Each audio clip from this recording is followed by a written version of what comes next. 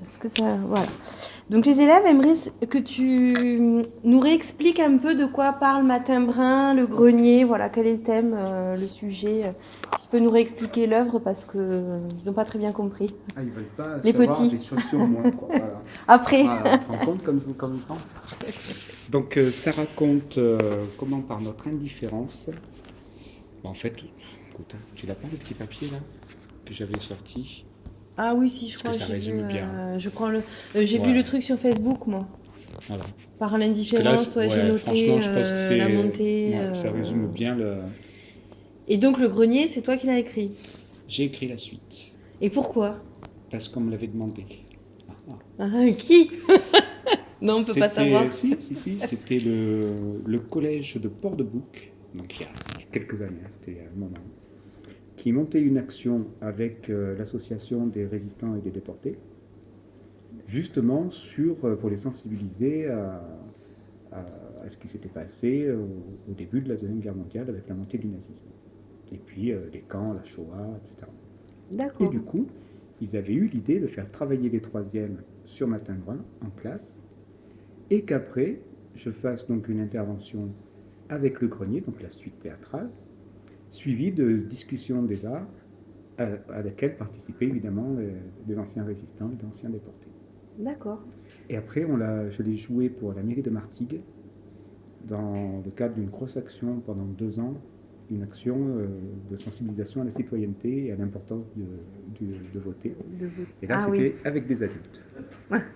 D'accord. Et est-ce que ça... Combien de temps tu as mis à écrire le grenier? J'ai dû travailler dessus pendant un bon mois quand même. Ah oui. Parce qu'il faut s'imprégner du livre.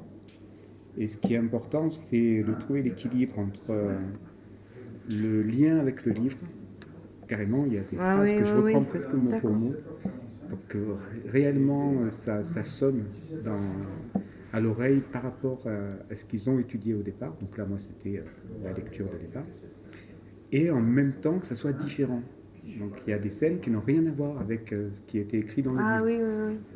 Comme Notamment, la concierge. Voilà. Et puis tout le côté sensibilisation à la citoyenneté. D'accord. Sur comment fonctionne la démocratie. D'accord. Et est-ce que c'est difficile d'être tout seul sur la scène? J'ai toujours fait ça depuis que je travaille sur les spectacles de prévention, vers 1995, où je suis toujours tout seul. Ah, c'est et un c'est choix pas... qu'on avait fait au D'accord. départ. Donc il y a 10 thèmes, 10 spectacles différents, tous les thèmes de prévention possibles et imaginables. D'ailleurs, c'est ce qui est. Il y a eu un petit peu des scènes interactives justement par rapport à ces spectacles.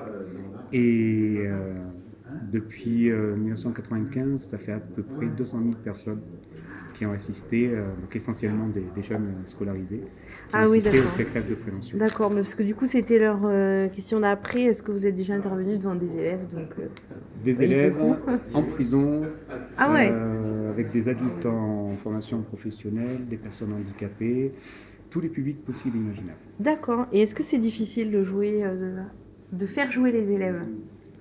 Pas tant que ça. Pas tant que ça.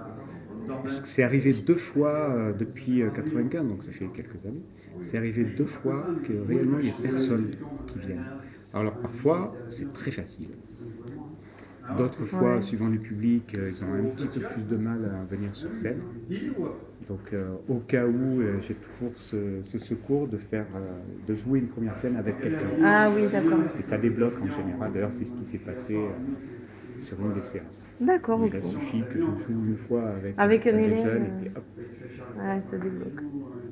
Bah, je sais pas, peut-être un petit mot par rapport au festival. Comment se passe ce festival Et bien là, c'était le spectacle pour enfants, pour les écoles primaires. Voilà. Avec Emmanuel Cousin, et donc un spectacle pour enfants. Et là, j'ai fait la régie. Ah, alors c'est quoi faire la régie? Qu'est-ce que c'est faire la régie? De la lumière et du son pour un spectacle. C'est-à-dire que tu installes les lumières, tu as un plan de régie à suivre, donc les effets qu'il faut faire à tel moment du spectacle. Et vous avez eu du temps pour répéter avant? Pas du tout. C'était très largement improvisé, mais ils avaient déjà, eux, un désir, un plan de régie construit. Et après, bon, il a fallu adapter par rapport à ce qu'on a eu comme matériel.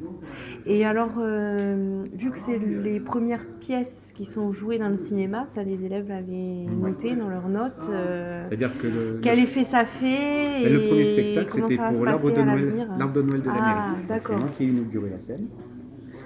Et puis après, donc, le premier spectacle du festival, c'était le grenier. D'accord. Et donc, est-ce que le théâtre... enfin, le côté théâtre du coup, pour le le cinéma. côté théâtre dans le cinéma, en fait, du coup, est-ce que ça Oui. marche bien? Et puis ça répond à une demande. D'accord. Les gens sont vraiment en demande de ça. D'ailleurs, on peut voir la pièce de mercredi, on a déjà 95 réservations. Ah oui, d'accord. Donc ça va être plein. Le grenier, il y avait quand même 60 personnes. Donc pour un thème comme celui-là, parce que là, on n'est pas dans une pièce de café-théâtre rigolote, etc. Là, on était dans une démarche quand même plus intellectuelle. Même si on a bien rigolé. D'accord. Super, merci. Bon, j'ai fait leurs questions. Merci.